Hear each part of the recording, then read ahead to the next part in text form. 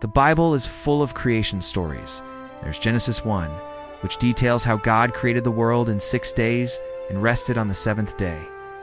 And then there's the Adam and Eve story, where God creates Adam from the dust of the ground and then creates Eve from Adam's rib. And then there's the Tower of Babel story, where humanity was one and everyone spoke the same language, but then God confused their languages so that they would scatter across the earth, and that's why we have different languages today. These are just a few of the many creation stories in the Bible. But do you know who else has creation stories? Lots of other cultures do too. In fact, there are hundreds, if not thousands, of creation stories across the world. And over the past century or so, anthropologists have studied these stories to see if maybe all these stories came from some sort of common source, or if each culture independently came up with the idea of a supernatural being creating the world. Well, one thing that anthropologists studying religion noticed about the biblical creation story is that it's actually kind of unique among the many creation stories found in the Middle East. You see, the Genesis account of creation is relatively brief, focusing mostly on God saying things like, "Let there be light," and then it just happening. This style of creation story isn't really found anywhere else in the ancient Near East. The creation accounts from Mesopotamia, for example, are much longer and way more detailed. They talk about God's traveling, fighting, having sex, doing all kinds of stuff. But this biblical creation story is just like brief and to the point. For example, the Babylonian creation story called the Enuma Elish starts with the gods Apsu and Tiamat representing fresh water and salt water respectively. They mate and create the first generation of gods. But then, the younger gods become noisy and unruly, so the gods go to war. And at the end of the battle, the hero god Marduk slays Tiamat, and from her body he creates the world. So you can see how that's pretty different from the biblical story. So because the Genesis account is so unique, scholars have wondered if it's truly unique, if it was independently invented by the Israelites, or if it is actually a redaction of older Mesopotamian stories.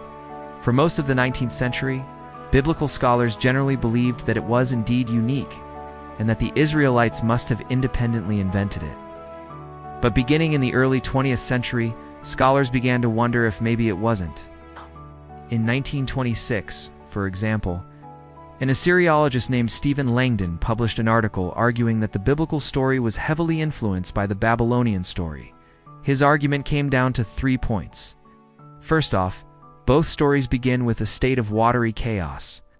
In the Babylonian story, Tiamat represents the chaotic waters of the abyss. And in Genesis, there's the famous line, "The earth was without form, void and empty, and darkness was over the face of the deep, and the Spirit of God was moving over the face of the waters." Now Langdon argued that this detail about the Spirit moving over the face of the waters was likely an interpretation of a line in the Babylonian story where it says, quote, "Apsu and Tiamat, they embraced and generated, and the gods grew out of their bodies." He also noted that in both stories, the god Marduk and Yahweh are both third-day gods who slay monsters, bring order to the world, and create humanity. The problem with Langdon's argument is that no one really knows what the exact wording of the hypothetical original source text would have looked like because we don't have it. We only have copies of copies of copies. And scholars debate whether any given variation found in those manuscripts is a scribal error, or an early interpretive tradition, or a later theological revision. For example, the oldest complete copy of Genesis is the manuscript known as 4Q53, or the Nasha Rebellion Papyrus. It dates back to around 125 BCE, but there are even older fragments that contain parts of Genesis, going back to the 3rd century BCE, and when we look at those earlier fragments, we find some differences. For example, in the oldest surviving copy of Genesis 1, the phrase "was moving over the face of the waters" doesn't appear. Instead it says, "and the Spirit hovered over the face of the waters." And that hovering is an ancient Near Eastern literary motif that appears elsewhere. In the Ugaritic texts, for example, the storm god Baal is described as hovering over the sea before unleashing his storms. And that imagery is used elsewhere in Genesis as well, Genesis 19. For example, Lot's wife is told not to look back at Sodom and Gomorrah. And it says, quote, She looked back behind her over her shoulder, and her eyes were blinded, and she saw it, and it became a pillar of salt.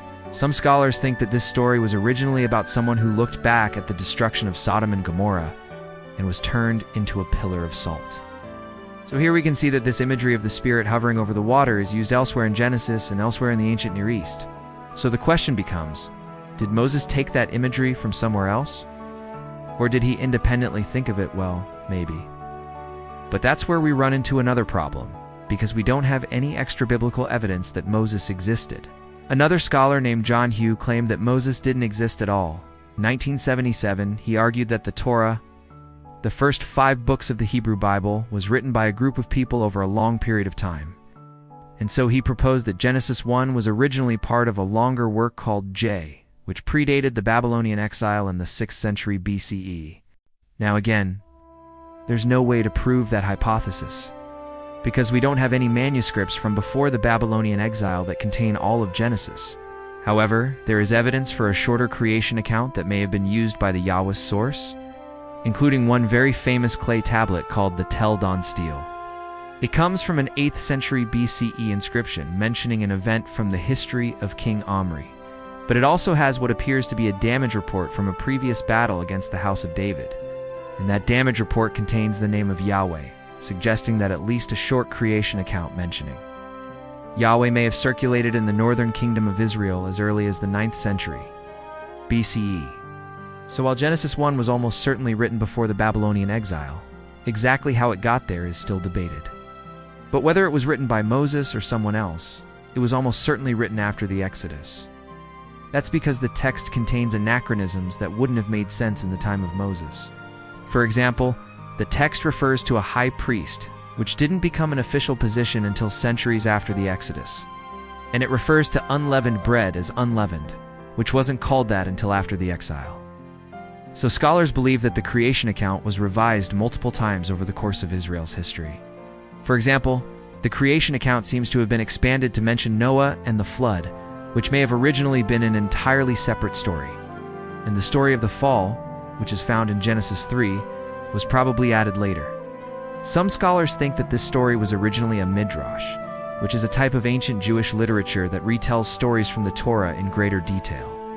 In fact, some scholars think that Genesis 2, with its mention of Adam being created from the dust of the ground and Eve being created from Adam's rib, was originally a midrash on Genesis 1. But whoever added these stories, they definitely added them to Genesis 1, because Genesis 2 is structurally parallel to the creation account in Genesis 1. They use the same names, places, events, and characters. So the obvious solution was to treat Genesis 2 as an independent creation account and combine them. But this editor still needed to explain why Adam and Eve were in the Garden of Eden in the first place. So they added the creation account from Genesis 2, which explains how God planted the garden and then placed Adam in it. So Genesis 1 was almost certainly edited multiple times throughout Israel's history. But did it ever borrow from Mesopotamian creation accounts, or was it completely independent of them? While recent scholarship argues that neither Moses nor whoever else wrote Genesis 1 knew any Mesopotamian creation stories, because the earliest Mesopotamian creation stories that we have date back to the 18th century BCE, whereas Genesis 1 was almost certainly written before the Babylonian exile in the 6th century BCE.